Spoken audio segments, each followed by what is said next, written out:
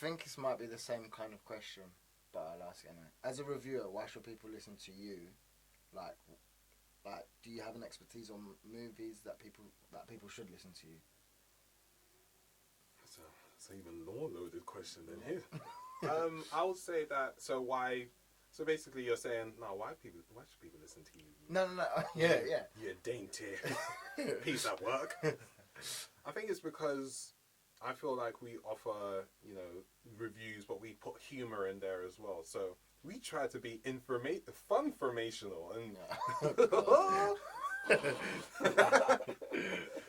we try and be serious, like saying, yeah, this movie does a lot of things and stuff and things, but we also try and slip jokes in there, like, yeah, and then the thing happened, and like,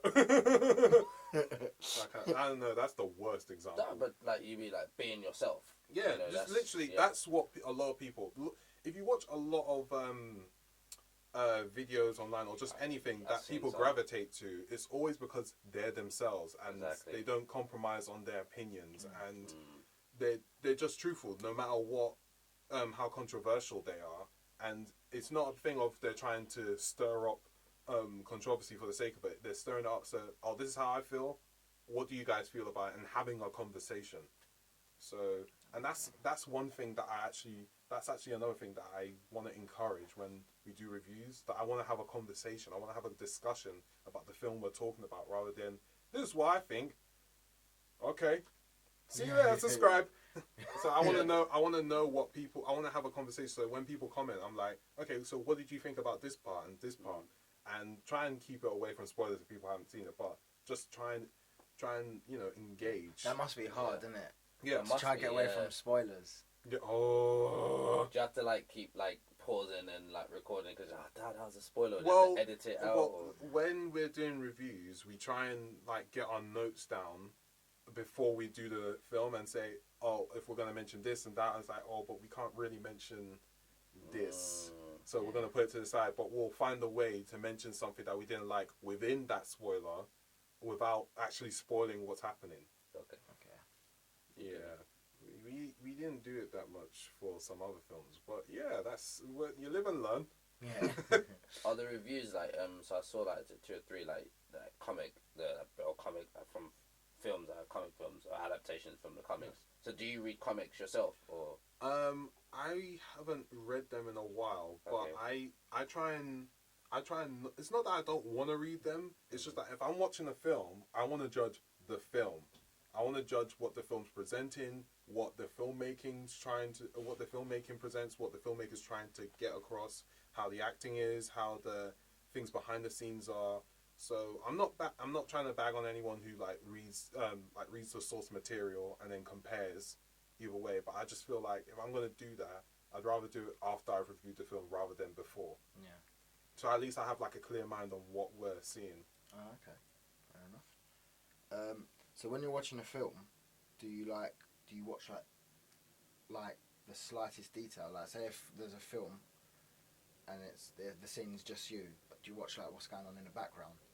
So you can review it. Continuity errors, all that stuff. Oh yeah, that thing has switched on more and more as months have gone on. Like, I went to watch a film recently, I, Daniel Blake, where I was just writing notes. I wrote like 3 pages of notes for the film. Right. But that was because I would say that's probably one of my favourite films this year. Like, out of nowhere. What's the film called? I, Daniel Blake. It's a film by Ken Loach. It's won like awards in, I can't remember. Cannes Film Festival. It won the Palme d'Or. I think that's how I say it. I don't know. Yeah. Do you feel like now, like, maybe you don't enjoy films as much as before because you're actually reviewing it and you're making notes, I think sometimes, as this is a personal view, that sometimes when I have my reviewing, I think I always have my reviewing cap on when I'm watching films, but that's not necessarily a bad thing. It's only a bad thing if you let it feel like it's work that you don't want to do. Yeah. So when I'm watching certain things, like for instance, when I'm watching Blair Witch, I can have fun when I'm watching Blair Witch, but I can actually be analytical afterwards, saying, what's the difference between this and the first one? Yeah, that kind of stuff. And being like, and then when they're saying, oh yeah, and this happened, and the characters are doing this, and I'm supposed to love it, and I'm like, I'm not loving it at all, sir. Please, can you get away from me? Okay. So basically, I was watching the Deadpool review. It's a good review.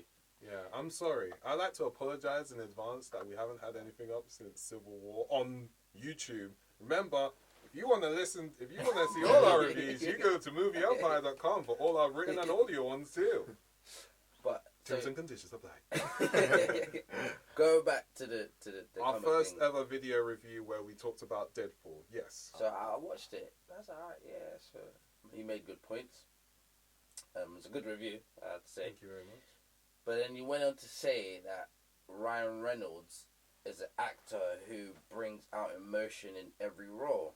And I was like, Shout out to Ryan Reynolds. Like, personally, I liked him because he was in Blade. He did Two Guys and a Girl. Oh, look, I got them on Classic DVDs. show. Oh, Classic good. He's a good actor. Oh, big up them Halloween episodes, yeah? However, there is one film where he fucked up. Yeah. Green Lantern. He was trash in that film. No. Let's get Green Lantern sorted. Let's get Green Lantern sorted, yeah? Okay, because even he's like, nah, that was a trip up. No, I tripped up on the sidewalk. Don't worry about it. That movie, I don't know. I remember the promotion for that film and everything that went into it, and that just, you know, when I don't know, I was younger, so I was like, this looks interesting. Then you watch the film, and I'm like, no, but what is this cloud about? No, what that cloud with the man with the big head and the big the forehead. I haven't seen it. The forehead was enormous with that vein. That no, I've seen it, but I don't know if he did do a good job. I would say that I don't know. I just felt that there was a lot of other things happening behind the scenes as well, and it's gonna go into our you know, the Marvel versus DC thing. Definitely. Yeah, no, it's not. Just to give you background, it's not a thing of comparing the movies. It's just a discussion we're gonna have later. But it's just to do with not even Marvel vs. DC, just issues with DC and stuff like that. But yeah, we'll get onto that later. Yeah. But I just thinking that, you know. But there's a film. Like, have you watched the film I mentioned in the review, The Voices? Have you seen it? No, I haven't. So good, and there's some people who try and like rag on it, saying and all that nonsense. But when you just watch that film, and just even if it's for anything, watch his performance in there, and you'll know what I'm talking about. Really? Okay. It's like some people need that bounce back. Like, look at Matthew McConaughey when he was doing like the Ghosts of Girlfriends Past and all that. What's that film that recently came out? Then he bounced back with Lincoln Lawyer, and then from there he's been like boom, boom, boom, boom.